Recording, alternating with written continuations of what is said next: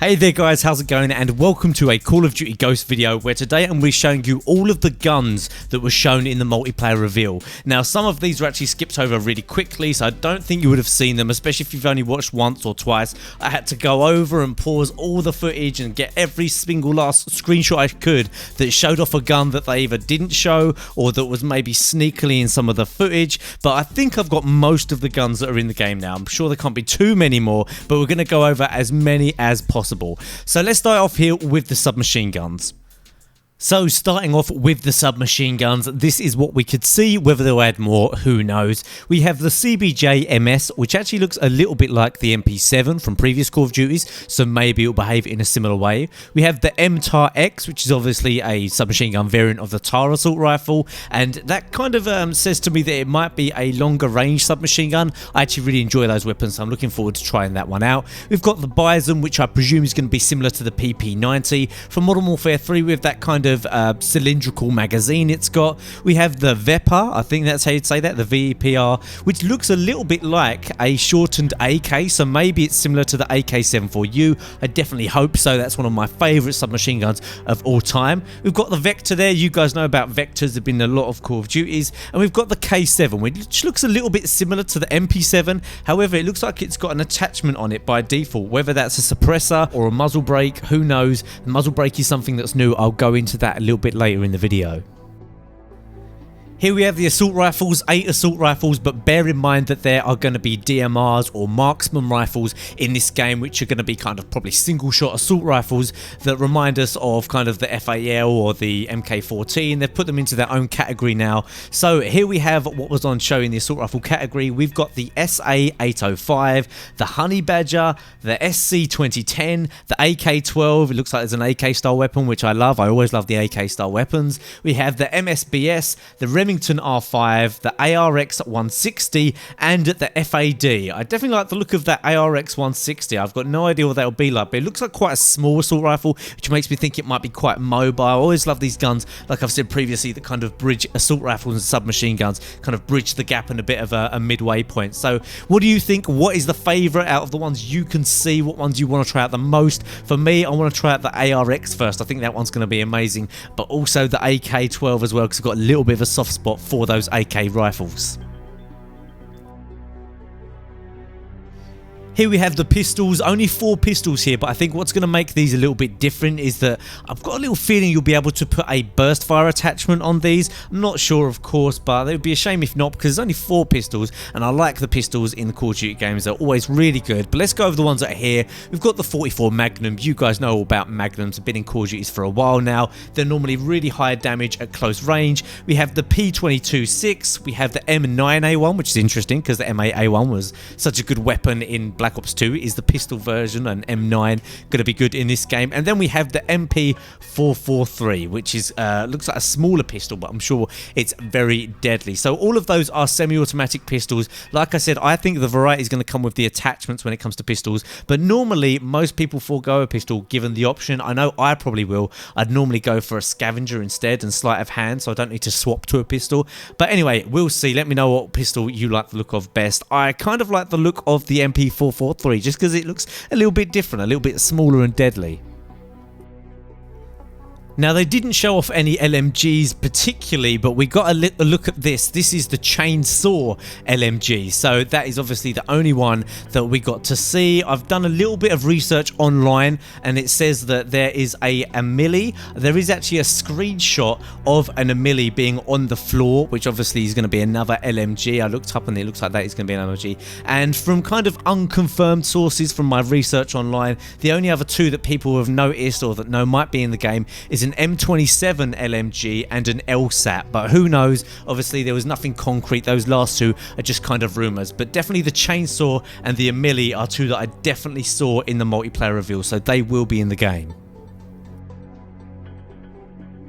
Now, we didn't get a look at any of the sniper rifles in the created class setup screen, but we saw people when they were playing the game were using the L115 sniper rifle, and also we got a quick look at this. This is the USR. This is also going to be a sniper rifle in the game. Again, doing a little bit of research online, the only other sniper rifle I can hear of being in the game is the GM6. I didn't get to see that. I couldn't find it in any of the gameplay, but that one is obviously not confirmed either. But the two we can confirm is this USR and the L115.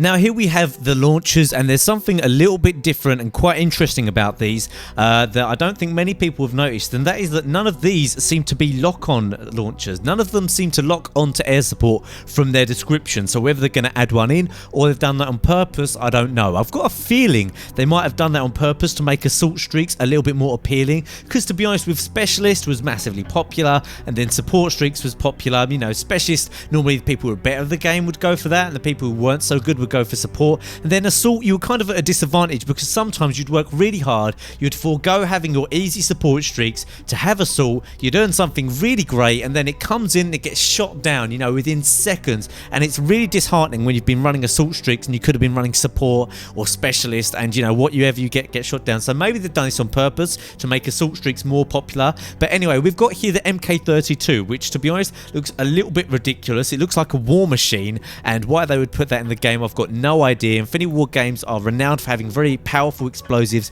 Hopefully they've kind of toned it down a little bit in this game. There is a war machine in Black Ops 2, but that's a score streak. You don't see it too often, and even then it's like not amazing. Whereas, you know, I've got a little bit of a worried kind of feeling about this MK32. We've got the Kaztet, which looks like a similar thing, but obviously it just detonates on impact, so I don't know whether that's going to be the MK32 is different to that, because to be honest, looking at these two, there doesn't seem a reason why you'd go for the Kaztet over the MK32, but I'm guessing there definitely is a reason. And then finally we've got the Panzerfast, which is just a free fire launcher, so similar to an RPG or something like that. So like I said, none of these seem to lock onto air support. Whether they'll add one, whether that's done on purpose, I guess we'll find out.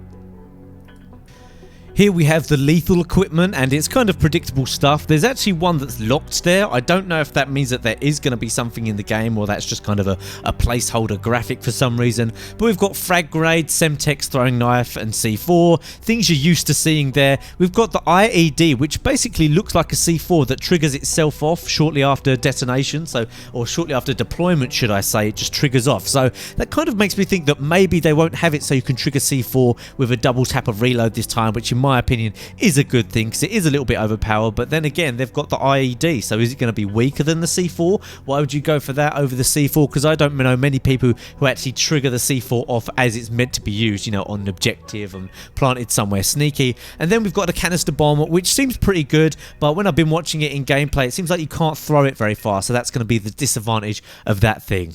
For tactical equipment, I didn't actually see too much. I saw that there was a 9-bang grenade. I guess there's going to be concussions and flashbangs. We'll have to see. Probably a tac insert as well. Tac insert is quite popular, especially with snipers. So with those ones, I'm just guessing, but the 9-bang is the only one that I actually saw, and I can definitely say is in the game.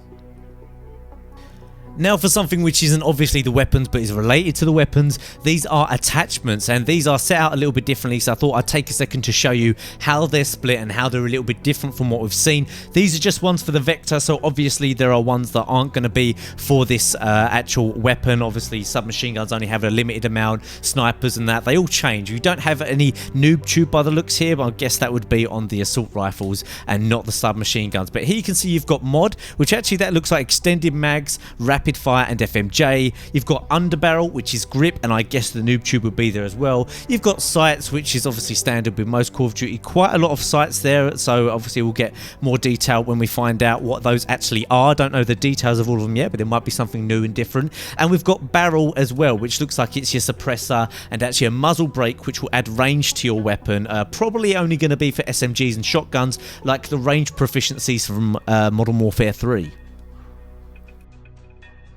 Something interesting here about the attachments is here we have one of the shotguns, the MTS-255. By the way, this is the only shotgun I saw apart from the Maul. There's another shotgun called a Maul. Other than that, I didn't see anything. Unfortunately, I love the shotguns, so I'd love to know more about them and how many they're going to be. Hopefully there's going to be more than 2.